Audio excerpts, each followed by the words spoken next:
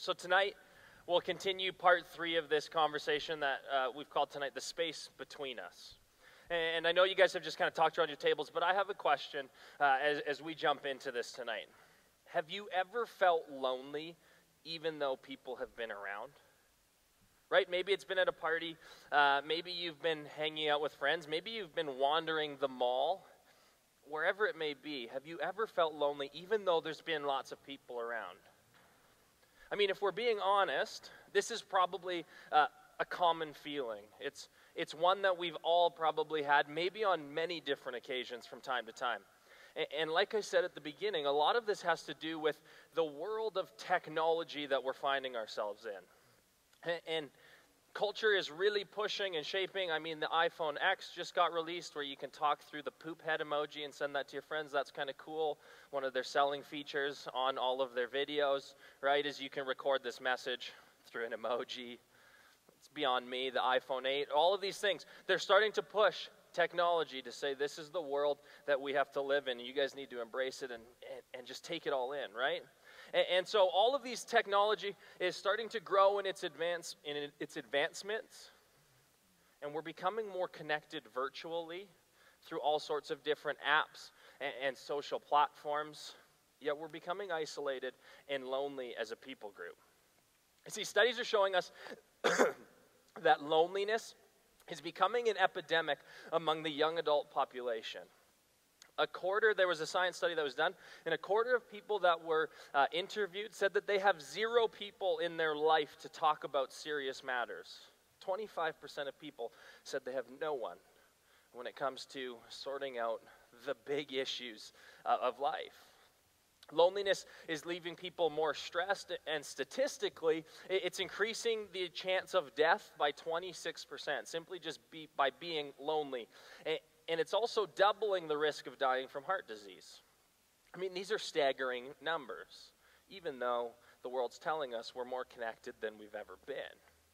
I mean, these numbers are so staggering that scientists have begun to look at the option of a pill, okay, a legitimate medication that they're going to look at trialing, okay, in the fall here, so not too far away. We're almost right into fall here.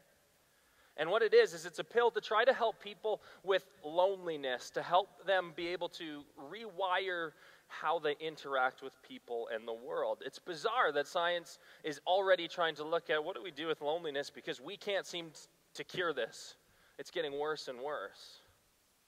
I mean, if we back the entire train up of human life, what we find is that as humans, as people, we evolved to survive in tribes. That's how it began. The need to interact is deeply ingrained in our genetic code. And so scientists would say that these lonely triggers of when we are lonely, they trigger the same alarm bells as hunger and as thirst and physical pain.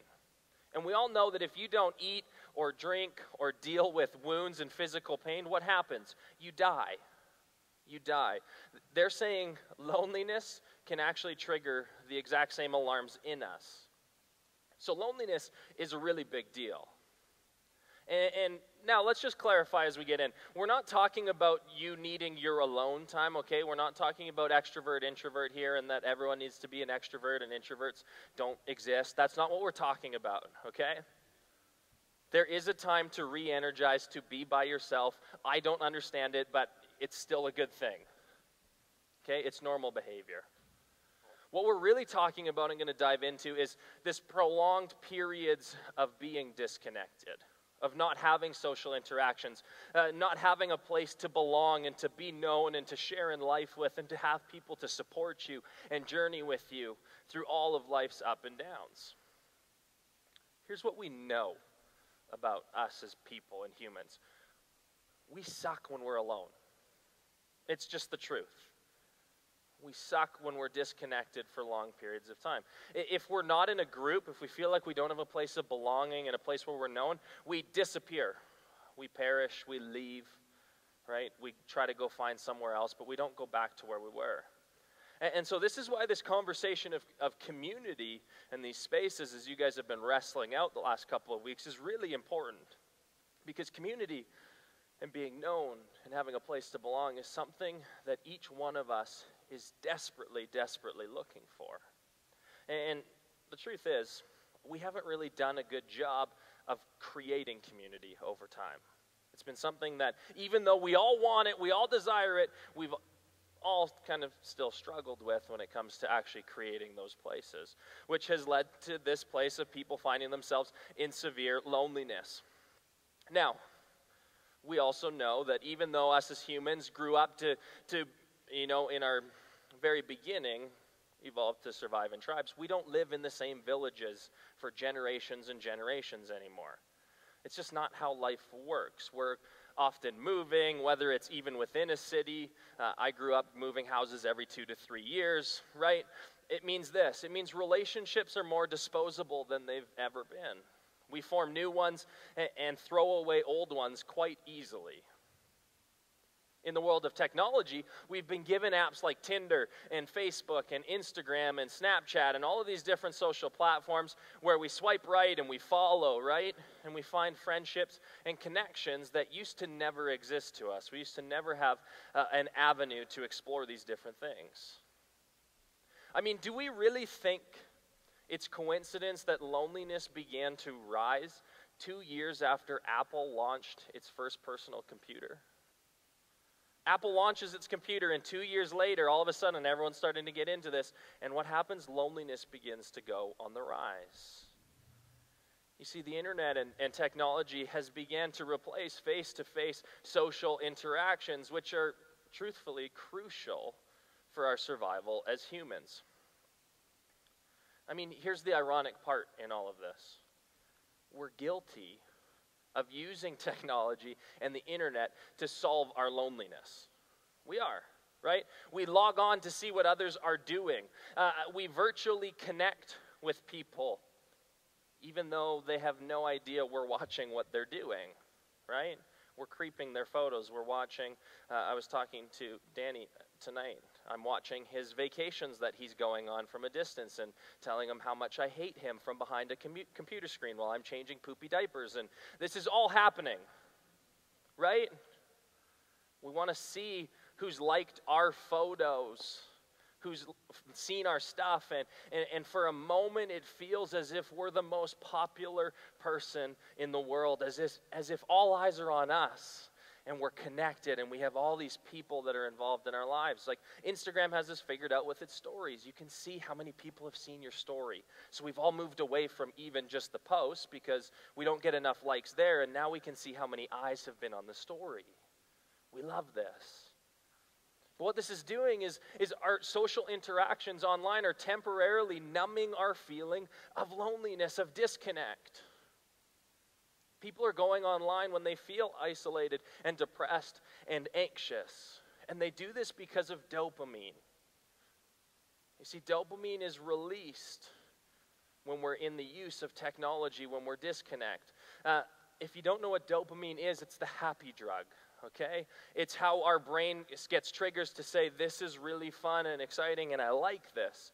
And then it begins to leave like a breadcrumb trail to say when you feel depressed, anxious, isolated, follow this breadcrumb trail back, and we'll give you this feeling again.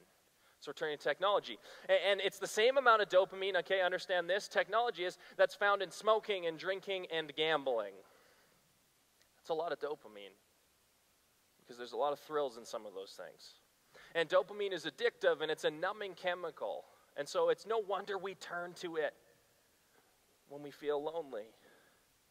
And it becomes this nasty cycle of loneliness, back into disconnect, to a numbing screen for a period of time. Instead of face-to-face interaction with people, we're just continually pulling ourselves further and further away from the thing that we really need, which is each other.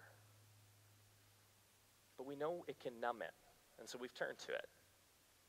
But internet use is increasing this feeling of loneliness because it's disconnecting us from the real world.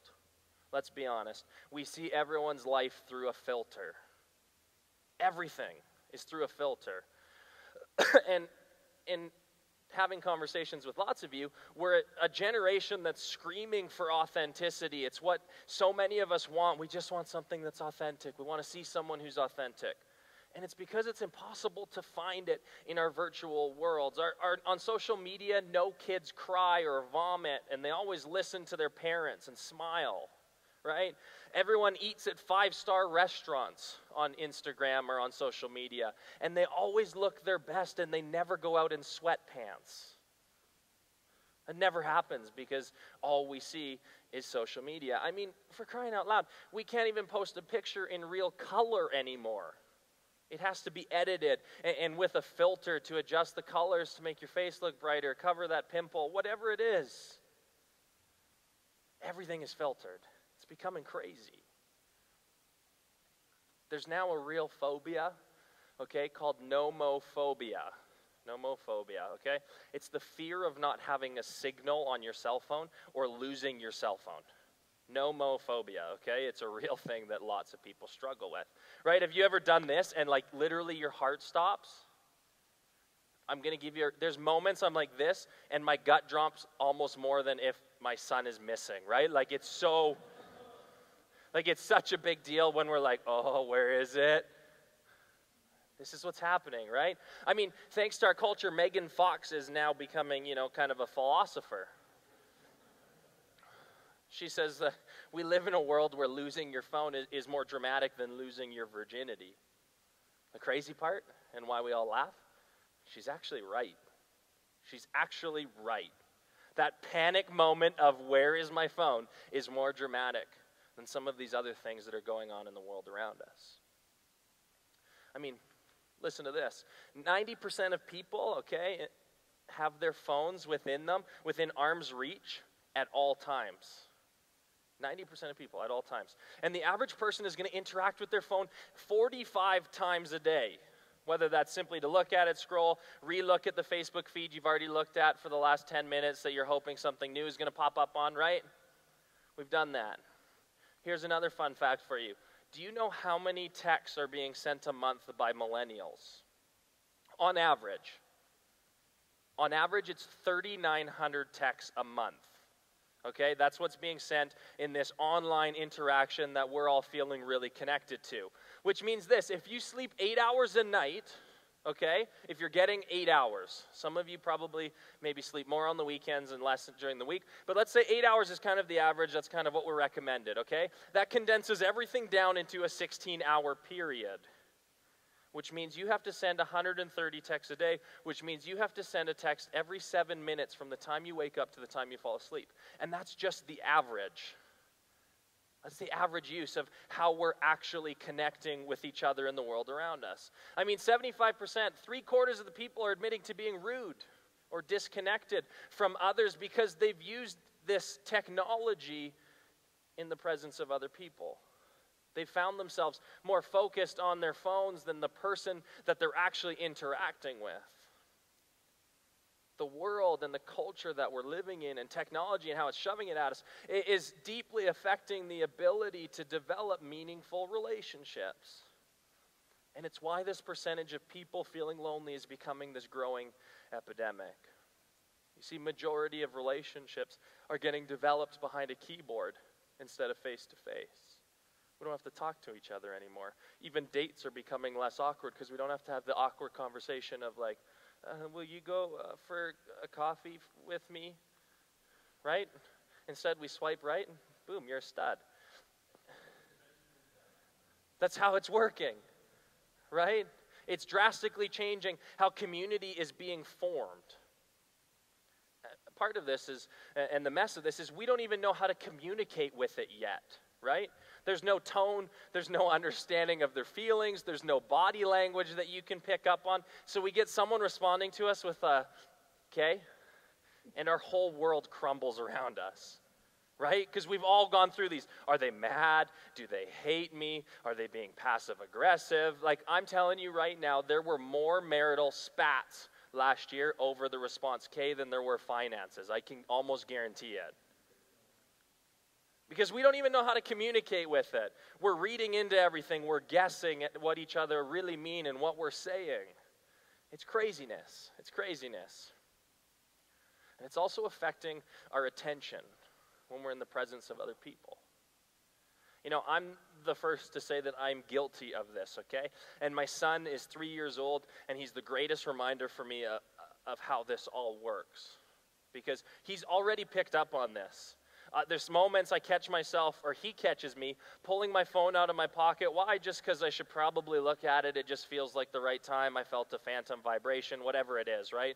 I want to make sure I didn't miss that text and I can reply within a minute or less to keep up, with my friends thinking I'm good at responding, whatever it may be. And I'll pull it out, and he'll look at me and he'll go, "Daddy, put it in pocket." He doesn't speak in full sentences, but he said, "Put in pocket." He's already realizing there's this disconnect to say, "What are you doing? I'm right here. I'm right here. Am I not good enough? Are you not content enough with me just being right here? Can we not just spend time together?" And the truth is it's heart-crushing is what it is for a dad when your son calls you on that. It's crazy. I mean, we do it. We're at dinner with friends, right? We pull out, to text back, right? Because we want to make sure we get back to them, or we're really mature and we put our phone face down on the table, right? As if to say, "Don't worry, I'm not going to look at it." And then someone calls in the dinner and you're both staring at this phone like, "I wonder who it is."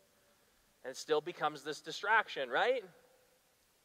What we're doing in the way we're living is we're saying things whether we realize it or not.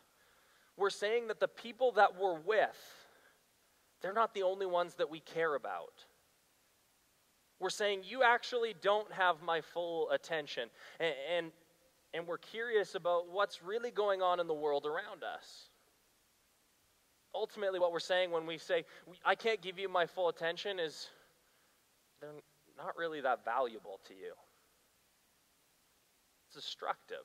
It's destructive to a person and to community formation because it creates a sense of not fully belonging. It begins to isolate people. They start to feel on the out, like I'm not worth this person's full time, right? I mean, simply having a phone nearby in a science study caused pairs of strangers, they just paired them up, to rate their conversation as less meaningful and their conversation partner to be less empathetic and their new relationship to be less close than the conversations without a phone in the presence of the room. Just strangers, random strangers picking up on this. And again, it has to do with our focus and being fully present. What technology and our culture has tried to tell us is that we can be multitaskers, right? And we can engage in so many places at once, but our brains aren't falling for it. They're not tricked by this. You see, if our attention is focused even partially on an invisible audience rather than the present moment that we find ourselves in, we're disconnected as a people group. We're disconnected as a community. And our devices and culture and technology begins to control our attention and our motivations in ways we may not even intend or realize. Which is where we turn things back to Jesus. We begin to look at this. To look at his life and how he responded to this topic of loneliness. Although there wasn't necessarily the technology to battle with, and it's probably a good thing because a lot of people would have missed a lot of the miracles he did because they'd have their head down, right?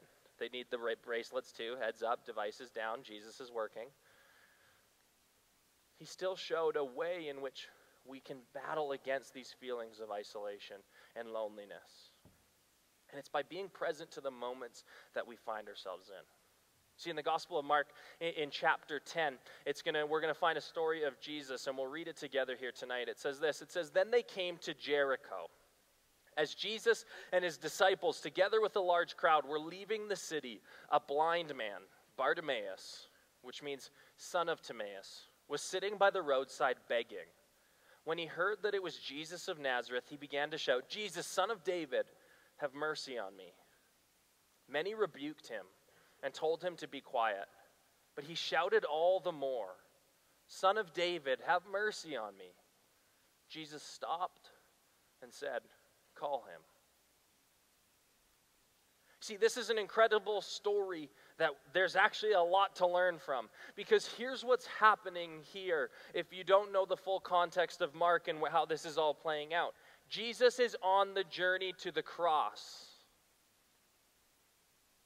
He's journeying toward the city where he's going to be crucified. He's walking out for Christians, okay, for us now, as we read this, what's the biggest moment in history? And one blind man calls his name. One blind man calls his name as Jesus is walking towards it. He just predicted his death for a third time right before this story has happened. He's explaining what's going to happen, and he says, all right, here we go. We got to go on this journey. And he goes. And a blind man named Bartimaeus says, have mercy on me. And what does Jesus do? You see, everyone else is so busy with the task, the craziness of what's going on around them. They're telling him to get lost, to leave us alone. We're on a mission. Move out of the way, right? I mean, it's the distractions and the tasks, right? They're not just hard for our culture. They're something that they've been wrestling with for a long time. They're always something we're going to battle against. Yet Jesus does something completely different in this moment. And we find these two powerful words of the text. Jesus stopped. Jesus stopped. The movement of salvation as we know it, if you've grown up in church and know the gospel story, comes to a complete halt. And Jesus turns and says, call him. Call him. He stops everything for one man. One man. He didn't even just tell Bartimaeus, follow me, yeah, come walk with me so I don't have to stop. That would be insensitive to a blind guy, number one. But that's, right? He stops everything. He stops. Everything comes to a halt. And Jesus becomes present to a need and to a moment that he finds himself in. I mean, what a simple yet powerful reminder for each one of us. Jesus stops. He puts everything to the side. Like I said, he had literally just predicted his death for a third time. You don't think that was rattling around in his brain as far as what he was walking towards as he's journeying and having conversation with his disciples to say, I've already told you guys. And they're like, are you sure you got to go through with this? He's like, I'm telling you, I've got to go through with this. The world needs this. And then Bartimaeus is like, hey, can you stop for me? And he's like, yeah, I'll put this to the side, and I'm going to become present to a moment. It's incredible. See, the story goes on to where Jesus even meets the need of Bartimaeus. He heals him of his blindness. Jesus goes, what do you want? And he's like, I want to see. And Jesus goes, well, Bartimaeus, because of your faith, open your eyes. You can see. So not only does Jesus stop and become present to a moment, his interaction becomes intentional as well. And then what happens is Bartimaeus follows him as the journey continues, as Jesus journeys towards the cross, this huge moment. Bartimaeus has found himself a place of belonging, a place where he became known by one man that was intentional with him. And he journeys on with them. Because that sense of being known is so crucial and so important. He was moved from the margin as someone who was an outsider, someone who people would walk past all the time because, well, he's just a blind guy that's begging. And Jesus says, no, come here. And he moves him into the center, into a place where he's known and he belongs. I mean, if we're being honest, when was the last time we actually stopped to care for someone? I don't mean, sending a text from a distance like, hey, I'm thinking of you, like, let's hang out, right? And then we never do it, which is what some people say, being an adult is running into old friends saying we need to hang out and then never actually following through. Which feels like adulting a lot of the time, but, right? I'm talking about, when have we really stopped and we're present and we're personal in how we connected with someone? What happened the last time that we did that? Can we even think back to those moments? What moments have we missed by not even being willing to stop and interact with them? I mean, when was the last time we were intentional in our conversation where we tried to meet a need? When was the last time we invited someone to journey with us after they found their place? I mean, what does it this is lots of questions, but what does it even mean for us to be present in today's day and age? Because I'm not even sure we know what that means anymore. I think it's become lost. We think we're present. But what does it mean to be present in today's day and age? I mean, what if one of the greatest things that we can do as a community is become present to the moments we find ourselves in? To be able to remove the distractions of the world and be present to the people around us. Not in like a weird, creepy way, but to intentionally invest in the lives of others that we cross paths with. I mean, what would happen if we created this space to be one that's present to the moments it finds itself in? The different storylines that we encounter, that each one of us has walked, the journeys that all of us are on, each with our own unique desires to be known and valued. I mean, what if the answer to loneliness is to go back to our roots as humans, and instead of ignoring the situation, hoping it will go away, which is what many of us do, we just hope that if we ignore it, eventually it'll disappear and it'll all kind of rebalance itself out? What if we try something different? Create a space that includes rather than isolates. I mean, what if we're to follow the likes of the wristband that my 3-year-old son now has in our house? Heads up, devices down. What would that do to create a space, that grows and fosters relationships? What would that look like? What if it moves us, right, from the center to finding people at the margins, as you guys talked about last week? Would we be willing to do it? What if the answer isn't in a pill, like scientists are trying to figure out, but rather in how we decide to use technology and connect with the people in the world around us? What if us in this room took steps to fight against loneliness? What would it look like for you personally and for us as a community? And what if the answer to a lonely world isn't more connection platforms, but rather changing in how we connect to each other? You see, from the beginning of time, even before Jesus walked on earth, there was loneliness, people wrestling with it. It's not a new epidemic, but it's a growing one. And so we're able to find some of these answers in Scripture and how Jesus interacted with the world around us. And we find where the biggest gift that he could give someone then, and I still believe now, was simply to stop, to come to a halt, become present. I mean, there are more stories in Scripture that we see Jesus do this, encountering different people at the margins, on the outside. And he brings everything to a halt just so that they can become known. It's transformative in the life of a person. Because, again, let's be honest, one of our greatest desires is to be genuinely known. Genuinely known. Not just known for the things that we post and who sponsors us on Instagram and how many followers we have or the way that we appear, but to really be known without the filters of who we feel like we need to be or should be. We all want someone just to slow down, to genuinely care for us, and for us to be able to reciprocate it and care back for someone else. And this is what Jesus is showing us in this text. He's pushing us back to the basics of fundamental relationship building. And it's messy and it's hard work. And I'm going to be honest with you, there's not an app for it. It takes intentional thought process and intentional work. But getting back to the basics is crucial in the creation of genuine relationships and community moving forward if it's something that we want to create. And so maybe the question that we need to ask ourselves is, how can we as Jesus followers respond to this epidemic of loneliness? How can we begin to make a difference in a culture that seems to be stagnant in developing real relationships? And what does it look like for followers of Jesus to become present to the realities and situations we find ourselves in? It's a big question, but it's one worth wrestling out. And so that's where I'm going to leave us for tonight. But reflect on those questions this week.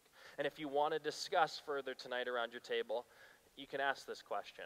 What is a way that we as Jesus followers can respond to loneliness? Have a great week.